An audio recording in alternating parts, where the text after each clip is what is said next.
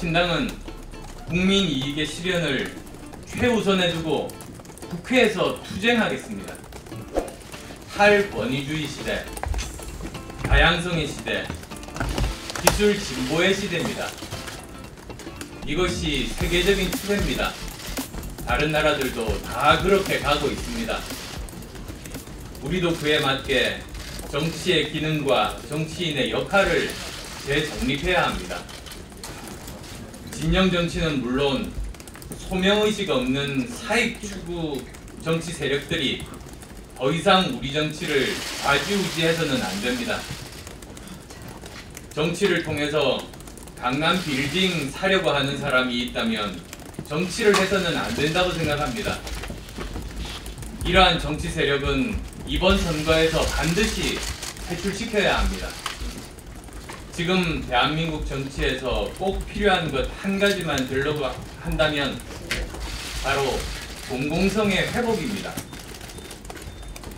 다음으로 일하는 정치는 일하는 정당, 일하는 국회를 통해서 실현될 수 있습니다. 일하는 정당에 대해서 먼저 좀 더 자세하게 설명드리고 싶습니다. 신당 기조에 대해서 말씀드리면서 비대화된 정당 규모와 국고 보조금을 2분의 1로 줄이면서도 효율적으로 일하는, 즉 작지만 더 큰 정당을 만들겠다고 말씀드렸습니다.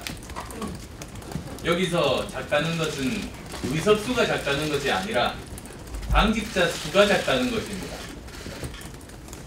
지금 대한민국 정당이 얼마나 불투명하고 비효율적으로 운영되고 있는지 국민들께서는 잘 모르실 겁니다. 국민 세금이 얼마나 낭비되고 있는지 잘 모르고 계실 겁니다. 정당마다 수많은 유급 당직자를 국민 세금으로 유지하고 운용할 이유가 없습니다. 비대화된 정당 규모와 국고 보조금 지원 규모는 반으로 축소되어도 아무런 문제가 없습니다. 저 혼자만의 생각이 아닙니다. 30년 이상 당직자 생활을 하고 사무총장으로 정당 살림살이를 해본 전문가들과 함께 내린 결론입니다. 대신에 첫째, 모바일 플랫폼 정당을 통해서 조직 관리 인력과 비용을 축소하고, 둘째, 국민정책 공모대전, 커리어 클래시 정당, 이슈 클래시 정당 등을 통해서 국민과 함께 정책을 만들어가는 공유 시스템을 만들고, 셋째, 정당 외부의 현장 전문가의 역량과 그들의 연구 축적 결과를 적극적으로 협업하고 활용하는 네트워크 정당 시스템을 만드는 겁니다. 그 결과로 비대해진 정당 규모와 국민 혈세인 국고 지원 규모를 축소하면서도 더 많은 일을 해내는, 즉 정당 규모는 작지만 하는 일의 크기는 더 큰 정당, 즉 작지만 더 큰 정당을 실현해낼 수 있습니다. 이것이 바로 작지만 더 큰 정당의 모습입니다. 또한 여기서의 핵심은 정당 투명성의 강화입니다. 21대 국회에서는 정당법을 개정하여 매년 연 1회 또는 2회로 나누어서 국고지원금 사용 세부 내역, 입법 추진 및 통과 실적, 예산 결산 심사 실적, 그리고 국민 편익 정책 개발 및 정치 사업 실적 등을 투명하게 공개하도록 해서 정당의 투명성 확보는 물론이고 일하는 정당을 견인해내도록 하겠습니다. 다음은 일하는 국회에 대해 설명드리겠습니다. 일하지 않고서는 버틸 수 없는 국회를 만들겠다고 말씀드렸습니다. 국회의원은 공직자입니다. 국민들이, 기업들이 피땀 흘려 번 돈으로 낸 세금으로 월급 받으면서 일을 안 한다는 것은 있을 수 없는 일입니다.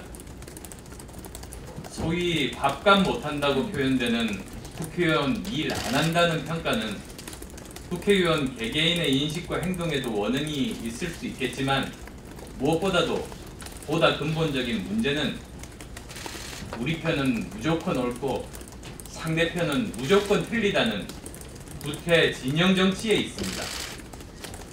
진영 정치는 다른 생각을 허용하지 않은 전체주의적인 사고방식이자 민주주의의 적입니다. 이러한 적대적 대결 정치, 증오와 배제의 정치는 정치 세력 간의 끊임없는 갈등과 충돌을 불러왔고 국회 파행으로 이어져 왔습니다. 이번 총선에서는 선거혁명을 통해 구태 진영 정치를 몰아내고 국회법 전면 개정을 통해 제도적으로 일하는 국회를 강제해내야 합니다. 신당은 21대 국회에서 국회 개혁을 과감하게 추진하고 여야 협상의 가장 우선적인 과제로 삼을 것입니다. 신당은 국민 이익의 실현을 최우선에 두고 국회에서 투쟁하겠습니다. 정당과 국회의 제도를 바꾸고 문화를 바꾸겠습니다.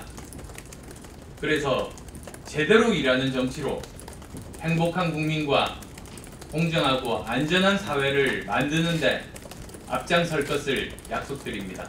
감사합니다.